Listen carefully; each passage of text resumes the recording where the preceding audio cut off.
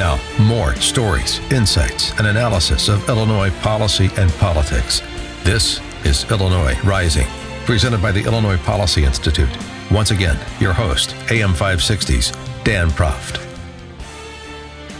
Welcome back to Illinois Rising. I'm Pat Hughes of the Illinois Opportunity Project, filling in for Dan Proft. Joining me today is our friend of the program, Diana Rickert, Vice President of Communications at the Illinois Policy Institute. And Diana, Leslie Munger, our state comptroller, made some news the other day. Why don't you tell the folks about it?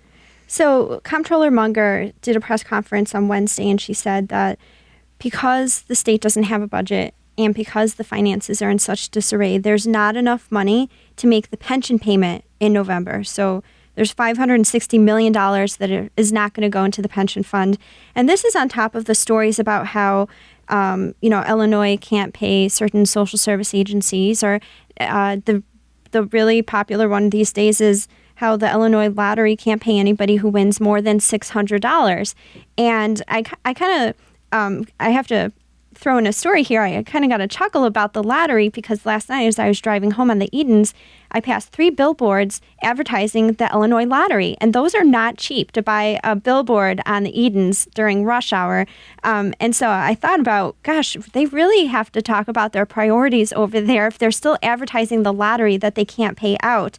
But what I wanted to talk to you about, Pat, is the politics of the matter. We are seeing all of these stories and all of this news about how bad it is that there's not a state budget.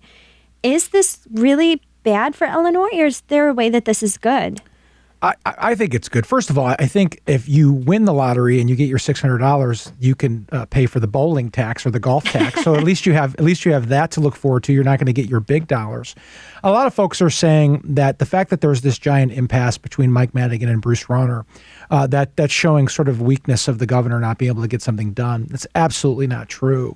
If we had had a different governor other than Governor Rauner, whether it was one of the other Republican nominees or certainly if it was Pat Quinn, this budget deal would have been cut months ago, and it would have been cut unbalanced. It would have been cut with massive tax raises. It would have been cut without any type of reform. And so what's happening is a political necessity and a fact of life based on what has happened in our state over the last 20 or 30 years. Finally, we have a governor who's willing to stand up and say, look, we've got major problems.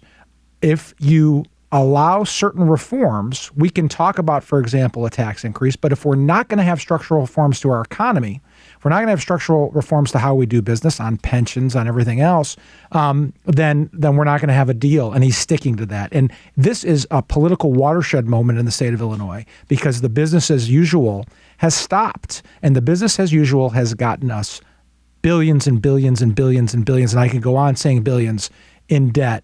And so for me, politically, from my perspective, I think it's a good thing for people who want the state to be reformed. So I agree with you almost 100% here, but how do we respond to the people that say, because there's no state budget and there's no spending plan, Illinois is going to close out the year with, $4 billion, $5 billion, $6 billion in debt, or that all the money's been accounted for even without a state budget, which is fascinating. But we're spending on autopilot so quickly that Rauner's going to run up a deficit instead of preventing one. Yeah, the first thing I would say if I were Governor Rauner, and I've heard him say this, is I would say, look, Mike Madigan and John Cullerton have every single vote they need to pass this budget right now and override his veto if they want to, right? They can pass the budget. They can override his veto. In fact, they did that very thing. He vetoed it. Did they override his veto? No, right? They have the power to do it, but they don't want to do it because they want blood on Governor Rauner's hands when this budget deal continues going. So I would just bang that drum over and over again. The Madigan machine, the Cullerton machine, they own this budget. They own the problems in this state. They're the ones that have caused it up until this time, and they have the power to pass the budget right now if they want to, but they don't want to. They want to bring Governor Rauner into this mess and make him complicit and responsible, and he's too smart, too principled, and too resourced, quite frankly, to go along with that. And this is a good thing for Illinois. Yeah. And, I have to say, when you look at where we were a year or 2 years ago and where we thought we'd be at this moment, even if it had been any other Republican, I have to be honest that I think they would have signed a tax increase and we'd all be paying more money. If we're going to get nickel and dimed at the Cook County and Chicago level, at least at the state level, Rauner's holding the line. And I think a lot of families are really grateful for that. We don't have the income tax increase. And he's fought that off almost a year now, ever since his election. We're coming up on a year that he's staved that off, and maybe we'll avoid that. But I talked to a lot of friends. I'm a new mom. We watch our pennies. A lot of people are tight, and they're trying to figure out how to make ends meet.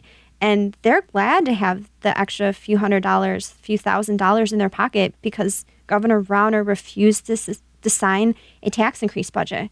Yeah, there's no question. And your point about, and I think I made it a little bit as well, that the other Republican nominees who were of Springfield, who were part of this whole thing, would not be in the position that Governor Rauner is in. They would have capitulated by now. And they're all good men, and I don't want to be negative about them, but that's just the political reality of what would have happened. And sometimes you have to take a little bit of medicine. You have to have a little bit of pain in order to stave off greater pain. And that's what Governor Rauner is taking us through now. We're not going to have a budget for a period of time until the Democrats get realistic about where we're at. And it looks like, based on this first, almost year, we have the right person at the right time at the helm forcing these issues forward.